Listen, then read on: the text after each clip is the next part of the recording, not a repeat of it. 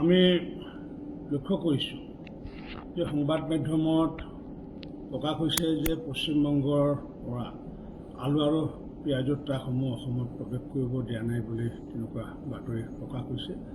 আচলতে সম্পূৰ্ণ দিনৰ কাৰণে নহয়, 2 ঘণ্টা বা 3 ঘণ্টাৰ কাৰণে তেনেকুৱাকৈ ট্ৰাকসমূহ আবদ্ধ হৈ আছিলে।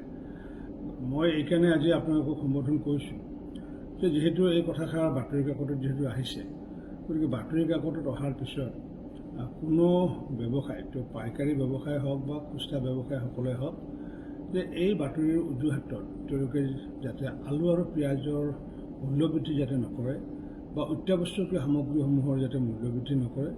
কাৰণ জিলা আয়ুক্তসমূহৰ লগত আমি কথা পতাৰ পিছত আমি জ্ঞাত হৈছোঁ যে প্ৰতিখন জিলাতে যথেষ্ট পৰিমাণে আমাৰ খাদ্য সামগ্ৰী হওক বা নিত্য প্ৰয়োজনীয় সামগ্ৰী হওক বা আলুৱে হওক বা পিঁয়াজে হওক, বিভিন্ন ধৰণৰ সামগ্ৰী মজুত আছে। নিৰন্তৰ গতিত এতিয়া অসমলৈ আলু আৰু পিঁয়াজৰ ট্ৰাকসমূহ প্ৰৱেশ কৰি আছে।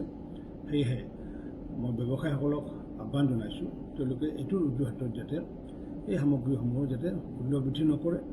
আৰু অসমৰ সদাশয় ৰাইজকো আহ্বান জনাইছোঁ যে এনেকুৱাকৈ কোনোবাই যদি মূল্য বৃদ্ধি কৰে, তেতিয়া তৎকালীনভাৱে জিলা আয়ুক্তই হওক বা খাদ্য আৰু অসামৰিক যোগান বিভাগৰ বিষয়াই হওক বা আৰক্ষী থানাত যাতে তেওঁলোকে এই বিষয়ে যাতে অৱগত কৰে।